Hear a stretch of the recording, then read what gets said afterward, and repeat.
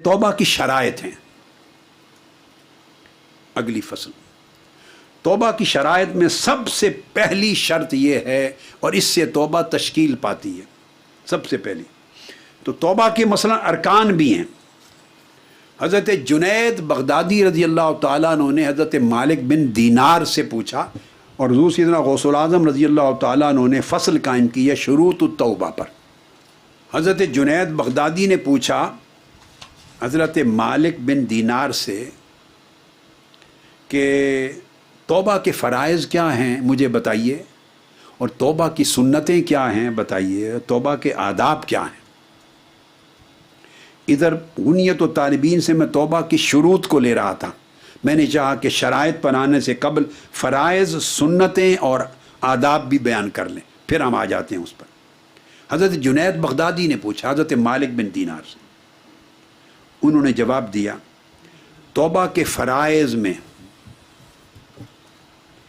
ये है कि जिस शख्स से जुल्म किया था ज़िंदगी में, जिस शख्स से जुल्म किया, किसी का माल खाया, किसी की इज़्ज़त पे हमला किया, किसी की माल की हक तलफ़ी की, किसी के ख़िलाफ़ ग़ीबत की, चुगली की, किसी पर तोहमत लगाई, बुरा भला कहा, जानी माली इज़्ज़त किसी एतबार से किसी को नुकसान पहुँचाया, ये सब मज़ाले में जुल्म किए। तो फरमाया तौबा के फ़राइज़ में पहला फ़र्ज़ यह है कि जिससे ज़्यादती की उसको वापस लौटा, उसका हक वापस लौटाया जाए। हत्ता कि अइम्मा ने यह बयान किया है, इमाम आज़म अबू हनीफ़ा ने, इमाम मालिक ने, इमाम शाफ़िई ने, तीनों का इत्तेफाक है, तीनों का मज़हब ये कि अगर आपने किसी की ग़ीबत की, चुगली की, बुराई की, तोहमत लगाई, पुष्ट पीछे कोई बात की या उसके सामने की, और बाद में आप तौबा करें और पाक हो जाएं, ऐसा नहीं हो सकता।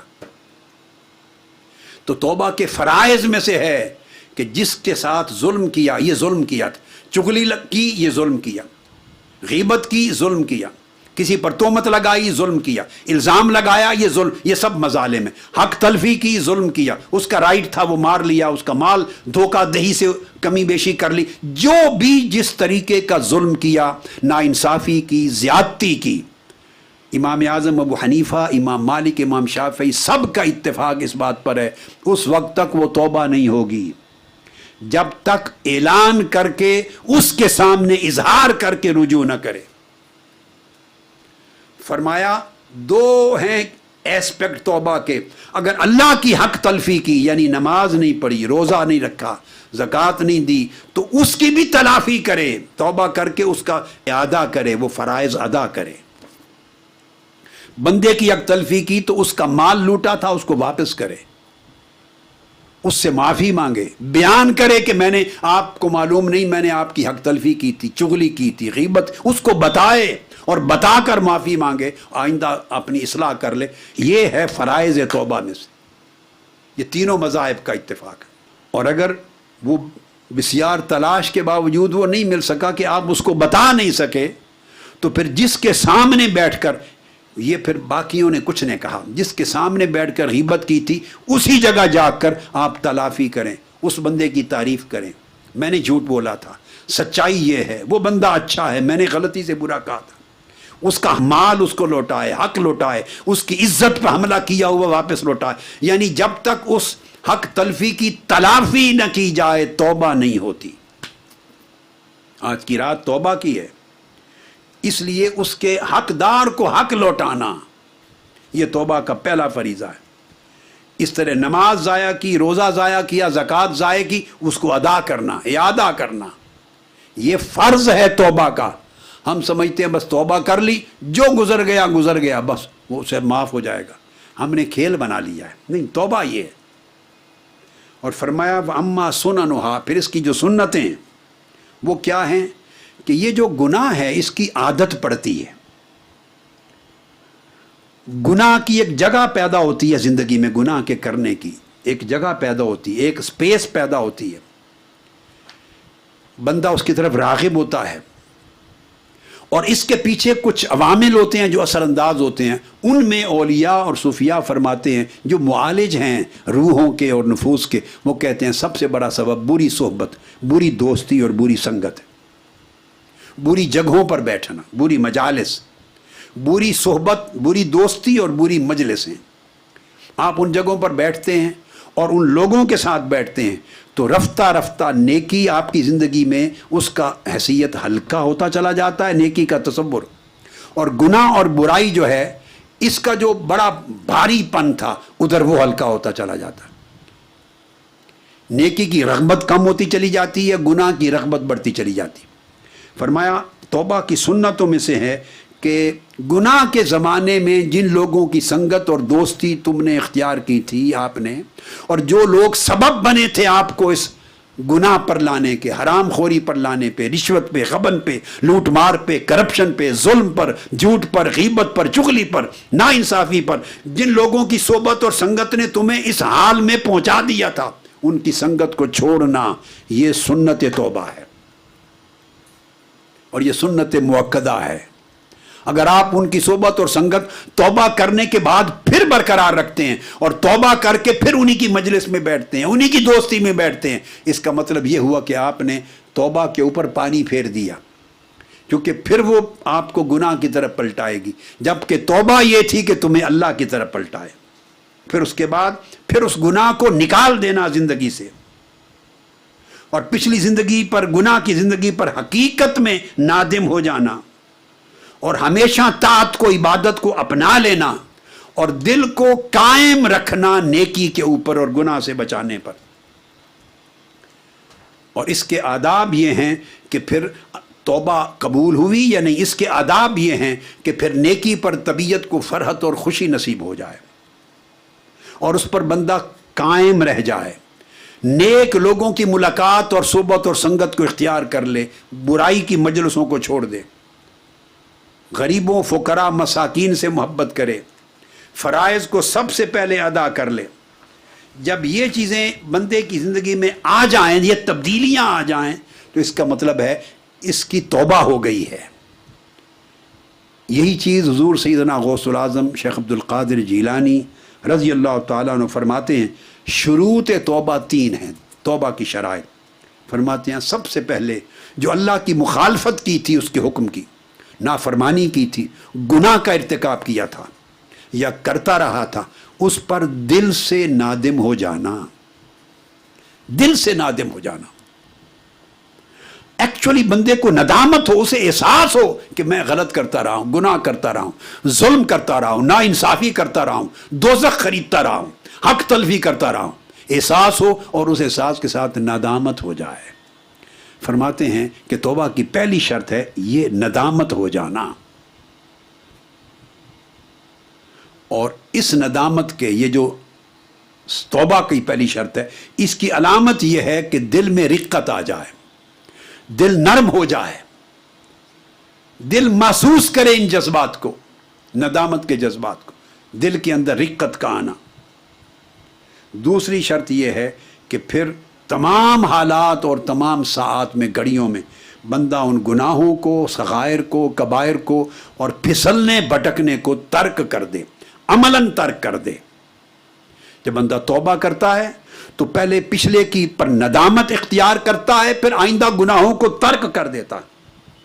और तीसरी शर्त फरमाया इस चीज़ का अज़्म और पुख्ता इरादा कर लेना कि जो खताएं, मासी और गुनाह मैंने किए, मैं कभी पलट कर उनकी तरफ नहीं जाऊंगा, इसका पुख्ता अज़्म और इरादा कर लेना, खा वो ज़ाहिरी गुनाह हैं या बातिनी गुनाह हैं। फरमाया अगर ये 3 चीज़ें जमा हो जाएं तो वो जो फ़ेल तौबा है, वो उस वक्त का अमल तौबा का वो पूरा होता है, और फिर उसकी सुन्नतें, शराइत और आदाब और अरकान, फ़राइज़ वो पूरे हों तो फिर वो समझें कि तौबा अपने असरात पैदा करती। फिर हुज़ूर सैयदना गौसुल आज़म रज़ी अल्लाह तआला अन्हु ने एक फ़सल कायम की है कि कैसे पता चले कि इस बंदे की ज़िंदगी में, या उस बंदे को पता चले कि मेरी तौबा हो गई है। तौबा की पहचान कैसे हो, तौबा के हो जाने की अलामत क्या है। फरमाया अगर तौबा के हो जाने की अलामतें उसमें ज़ाहिर हो जाएं तो वो समझ रहे कि कबूल भी हो गई है।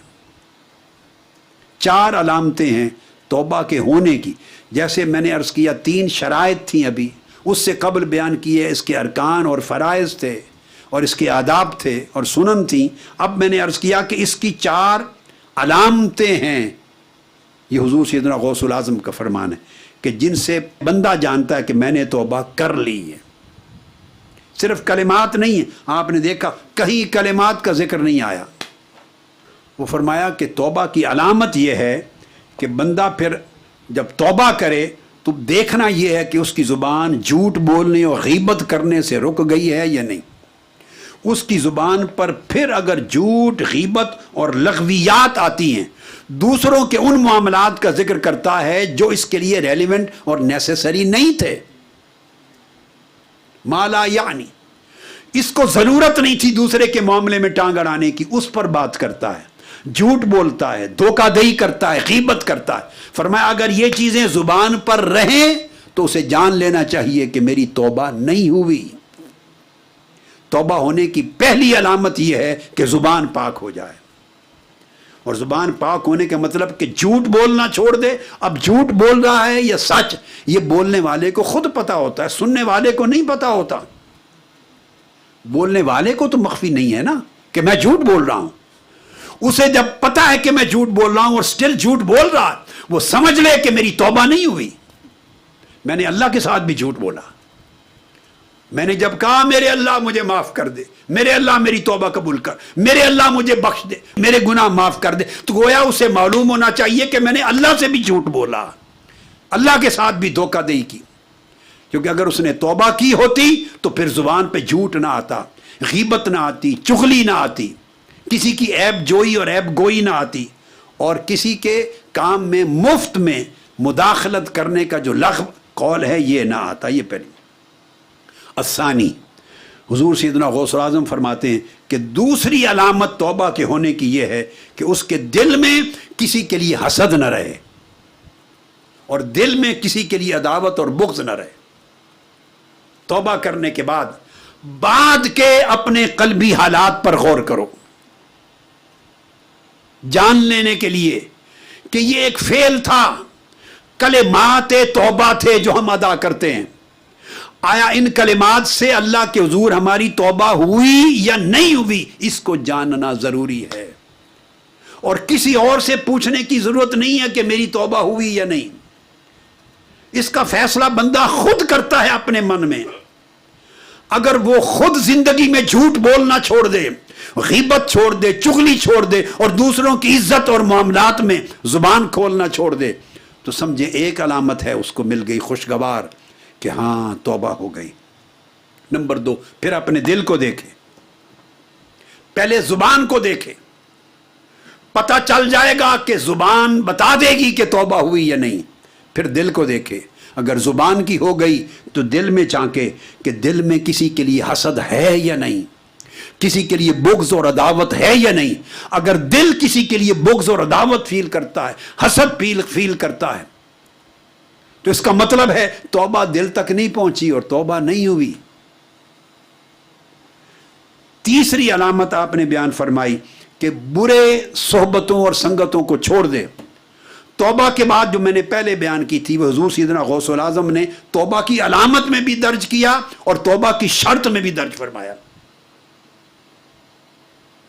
کہ اگر توبہ کرنے کے بعد اسی سنگت میں بیٹھتا ہے جہاں سے اس نے گناہ لیا تھا، اسی صحبت کو اختیار کرتا ہے جہاں سے گناہ کی لت پڑی تھی، اسی دوستی میں جاتا ہے جہاں سے گناہ کی عادت پڑی تھی، تو اس کا مطلب ہے اس کی توبہ نہیں ہوئی، اس نے مکاری کی ہے. فرمایا کہ جو بری صحبتیں اور بری دوستیاں اور برے تعلق اور بری مجلس سے ان کو چھوڑ دے. اور چوتھی علامت یہ کہ بندہ دیکھے کہ اب توبہ کرنے کے بعد میرے اندر عبادت کی رغبت آئی ہے یا نہیں، آخرت کی رغبت بڑی ہے یا نہیں، نیک کاموں کے لیے ذوق شوق میں اضافہ ہوا ہے یا نہیں. اگر عبادت میں، طاعت میں، تلاوت میں، قرات میں، نعت میں، ذکر میں، تسبیح میں، نیکی میں، بھلائی میں، احسان میں، لوگوں کی خیر کے امور میں اگر اس کی طبیعت کا ذوق و شوق بڑھ گیا ہے تو سمجھ لے کہ اس کی توبہ ہو گئی اور توبہ نے اثرات ڈال دیے. یہ اس کی علامات ہیں. یہ تھی توبہ کے ہونے کی علامتیں. اب اس کے بعد حضور سیدنا غوث العظم رضی اللہ تعالیٰ عنہ فرماتے ہیں یہ 4 علامتیں اس لیے بیان کی، فرمایا کہ تمام اولیاء نے، صوفیاء، بزرگان دین نے یہ فرمایا ہے کہ توبہ کے مقبول ہونے کی علامتیں 4 ہیں۔ یہ مجھ سے آگے پہلے اپنا قول دیا ہے، اب فرمایا کہا گیا ہے سب اہل اللہ یہ کہتے ہیں کہ توبہ کی مقبولیت کی 4 علامتیں ہیں۔ ایک یہ کہ اصحاب فسق سے اپنا تعلق کاٹ دے، جنہوں نے، پھر وہی بات جو میں نے پہلے کی، جنہوں نے اسے گناہ پر آمادہ کیا تھا، جس صحبت نے اس پر گناہ کا کرنا آسان کر دیا تھا، جس تعلق اور دوستی نے اسے گناہ کا ذوق اور شوق پیدا کر دیا تھا، یا گناہ اتنا بھاری پہاڑ کی طرح ہے اسے ہلکا کر کے مکھی مچھر کی طرح دکھایا تھا اور وہ شیر ہو گیا تھا، گناہ کے کرنے پر جرأت آ گئی تھی، ان اصحاب الفسق کو، ان صحبتوں مجلسوں کو چھوڑ دے۔ اور دوسری چیز علامت یہ ہے کہ جمیع ذنوب سے، گناہوں سے کٹ جائے اور طاعتوں سے جڑ جائے، آئندہ نافرمانی سے کٹ جائے اور اللہ کی فرما برداری اور تابع فرمانی سے جڑ جائے۔ تیسری علامت یہ کہ دنیا کی جو فرحت ہے، رغبت ہے، چاہت اور شہوت ہے، اس کے اثرات دل میں ختم ہو جائیں یا کم ہو جائیں اور آخرت کی طرف دل راغب ہو جائے، آخرت کے اعمال زیادہ اہمیت اختیار کر جائیں اس کی زندگی میں۔ اور چوتھی شرط یہ، وہ اپنی زندگی میں خود کو دیکھے کہ وہ احکام الہی میں مشغول ہوتا جا رہا ہے، زیادہ مسجد کی طرف آتا ہے، زیادہ نیک مجالس کی طرف آتا ہے، ذکر کی مجلسوں کی طرف آتا ہے، طاعات کے امور کی طرف آتا ہے، اللہ کے کام کی تبلیغ کرنے، دعوت دینے کی طرف زیادہ اس کو ذوق ملتا ہے، اپنے مشن کے کام میں رغبت اور شوق اس کو ملتا ہے، نیکی کے کام میں شوق ملتا ہے، لوگوں کی بھلائی، ان کا احسان، غریبوں کی مدد کرنا، محتاجوں کو خوش کرنا، مظلوموں کی مدد کرنا، بھوکے کو کھانا کھلانا، کمزور کو طاقت دینا، مدد کرنا، انسانیت کی خدمت کرنا، ان چیزوں میں اس کو راحت ملتی ہے۔ اب ظلم سے اس کی طبیعت ہٹ گئی ہے، ناانصافی سے ہٹ گئی ہے۔ اگر یہ تبدیلی زندگی میں محسوس کرے تو وہ محسوس کرے کہ میری توبہ اللہ کی بارگاہ میں قبول ہوئی۔ جب یہ چیز ہو جائے تو آپ فرماتے ہیں آخر پر اللہ پاک اس کو 4 کرامتیں عطا فرمائے گا۔ اگر یہ مقام نصیب ہو جائے تو اللہ تعالیٰ اس کو 4 کرامتیں عطا فرماتا ہے۔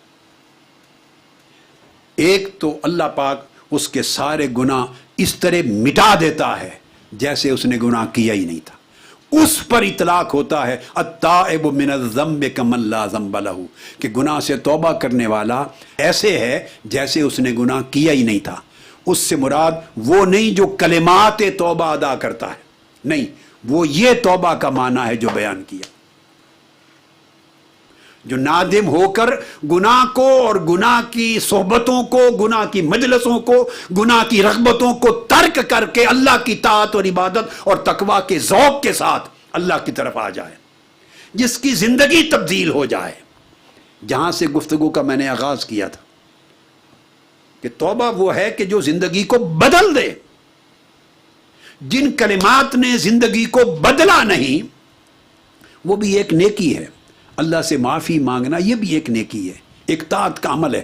جیسے آدمی ہزارہا نیکیاں بھی زندگی میں کرتا ہے، گناہ بھی کرتا رہتا ہے، تو نیکیوں میں ایک نیکی کر لی، رویا، گناہ معاف ہو گیا، رویا، اللہ سے معافی مانگی، یہ ایک عبادت ہے۔ تو یہ ایک عبادت، یہ استغفار ہے، اس کو کہتے ہیں استغفار۔ قرآن مجید میں جا بجا آیا ہے استغفار کرو اللہ سے اور توبہ کرو، جا بجا آیا، اللہ سے معافی مانگو اور اس کی طرف توبہ کرو۔ ان دو کو اللہ پاک نے جدا بیان کیا ہے کئی مقامات پر۔ انبیاء کہا کرتے امتوں کو اللہ سے استغفار کرو، یعنی مغفرت طلب کرو اور توبہ کرو۔ یہ جو ہم کرتے ہیں ہاتھ اٹھا کر، یہ استغفار ہے، ہم اللہ سے معافی مانگتے ہیں۔ توبہ کرنا اس سے الگ ایک حقیقت ہے۔ معافی مانگنے کے بعد توبہ وہ ندامت ہے، وہ تبدیلی ہے، وہ ترک گناہ ہے، وہ اختیار طاعت و تقوی ہے، جس سے پوری زندگی کا مزاج بدل جاتا ہے، زندگی کا رخ بدل جاتا ہے۔ اگر وہ تبدیلی واقع نہ ہو تو اس کا مطلب ہے استغفار کیا، توبہ نہیں کی۔